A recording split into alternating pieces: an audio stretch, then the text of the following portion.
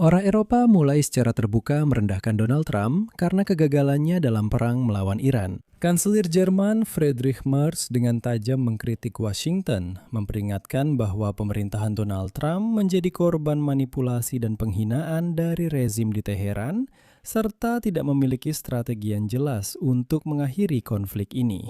Dan sampai pada titik di mana Merz secara terbuka menyatakan, kutipannya, orang-orang Iran jelas lebih kuat daripada yang diperkirakan. Pemerintah Iran sedang mempermalukan seluruh bangsa.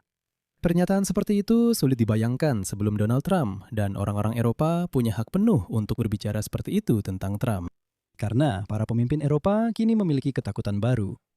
Konfrontasi Donald Trump dengan Iran hampir berubah dari guncangan ekonomi menjadi krisis politik bagi pusat Uni Eropa yang rapuh. Dengan kenaikan harga energi dan melambatnya pertumbuhan ekonomi, pemerintah-pemerintah yang mendukung Uni Eropa, para Eurosentris ini, sudah bersiap menghadapi krisis yang hampir tidak bisa mereka cegah karena kesombongan Donald Trump. Krisis apa itu? Sekarang kita akan membahasnya.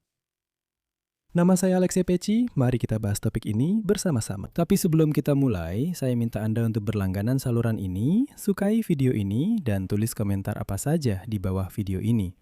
Selain itu, jangan lupa untuk mengikuti kanal Telegram saya. Tautannya ada di deskripsi video ini.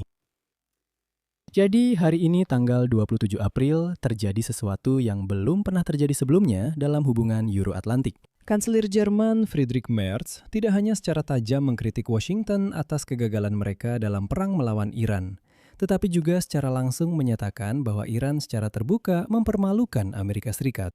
Dan Trump dalam situasi ini terpaksa menahan ejekan tersebut, karena Amerika Serikat tidak memiliki strategi yang jelas untuk mengakhiri hal ini.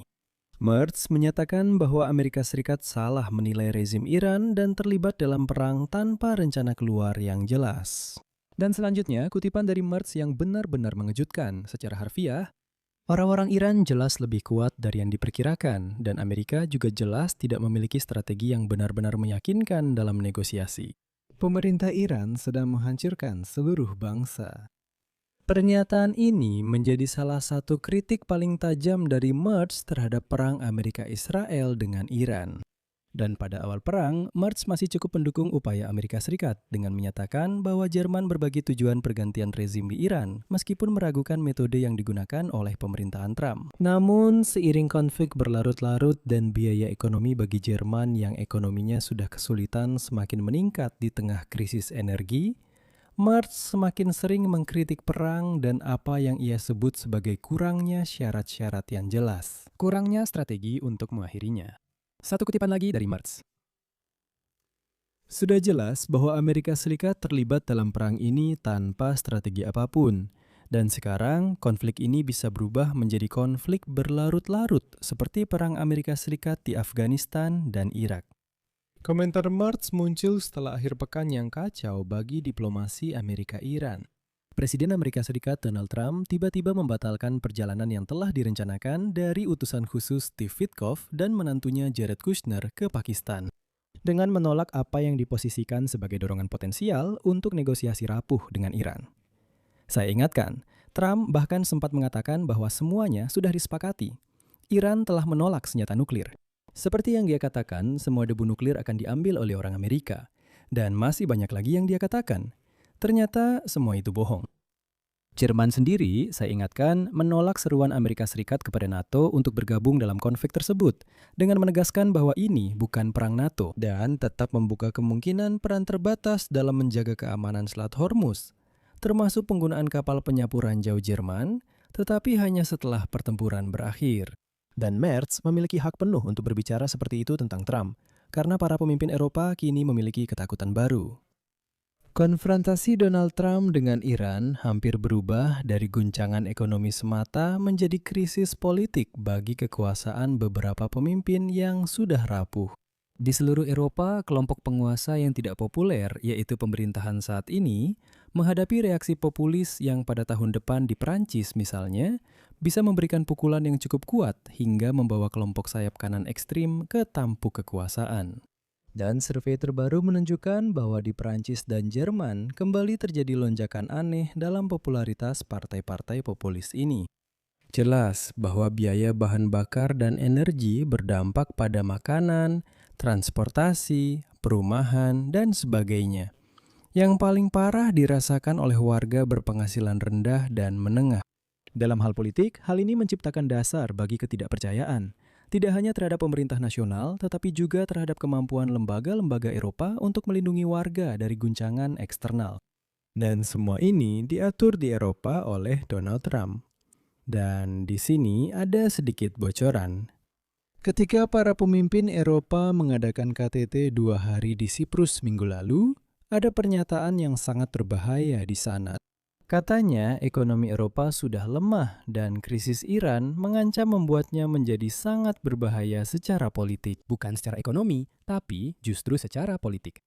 Karena blokade Selat Hormuz terus berlanjut, menjadi jelas bahwa dampaknya semakin terasa dan menyebar ke seluruh perekonomian secara keseluruhan.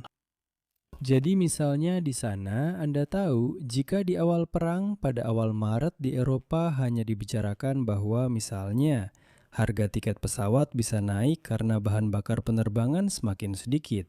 Lalu pada awal April dikatakan bahwa hanya tinggal sedikit lagi dan benar-benar bisa terjadi krisis. Pesawat akan terbang lebih sedikit dan sebagainya. Sekarang hal itu menjadi kenyataan. Misalnya di Jerman, Lufthansa benar-benar sudah mengurangi sekitar 20.000 penerbangan karena bahan bakar penerbangan semakin sedikit. Di Spanyol sudah ada imbauan untuk segera membeli tiket jika Anda ingin terbang ke suatu tempat, karena nanti harganya akan semakin mahal. Jadi ini sudah menjadi kenyataan dan dampaknya tidak hanya terlihat di SPBU saja. Dan dalam situasi seperti ini, Presiden Prancis Emmanuel Macron menyatakan, kutipannya, "Jangan meremehkan. Jangan meremehkan momen unik ketika Presiden Amerika Serikat, Presiden Rusia, dan pemimpin Tiongkok secara bersamaan menghadapi orang-orang Eropa. Oleh karena itu, sekarang adalah waktu yang tepat untuk bangun." Dan dalam situasi ini, Komisaris Ekonomi Uni Eropa Valdis Dombrovskis menunjukkan bahwa blokade Selat Hormuz masih berlanjut dan dampaknya semakin terasa bagi setiap warga negara di Uni Eropa. Dan selanjutnya dia menyatakan bahwa kemampuan anggaran Uni Eropa saat ini lebih terbatas dibandingkan misalnya setelah COVID-19 dan krisis energi pertama yang dipicu oleh invasi besar-besaran Rusia ke Ukraina pada tahun 2022. Saat itu masih ada cadangan dana. Sekarang cadangan tersebut mulai menipis. Selanjutnya saya akan mengutip dari media Politico. Stagnasi ekonomi yang sudah lama melanda Eropa kini berubah menjadi masalah yang jauh lebih serius. Kenaikan harga yang dipicu oleh perang dan blokade dihadapkan pada pertumbuhan ekonomi yang lemah di semua negara Uni Eropa. Menurut Dombrovskis, krisis yang sebelumnya dianggap sementara kini diperkirakan akan memiliki dampak jangka panjang dan mempengaruhi seluruh perekonomian secara keseluruhan. Di sini saya akan mengakhiri dengan titik-titik. Tulis pendapat dan kesimpulan Anda di kolom komentar di bawah episode ini. Berlanggananlah ke kanal, tekan loncengnya, dan jangan lupa untuk menyukai. Jika Anda ingin mendukung kerja kanal YouTube ini, Anda bisa melakukannya dengan donasi apapun atau berlangganan sponsor berbayar melalui tautan dan informasi yang ada di deskripsi video ini.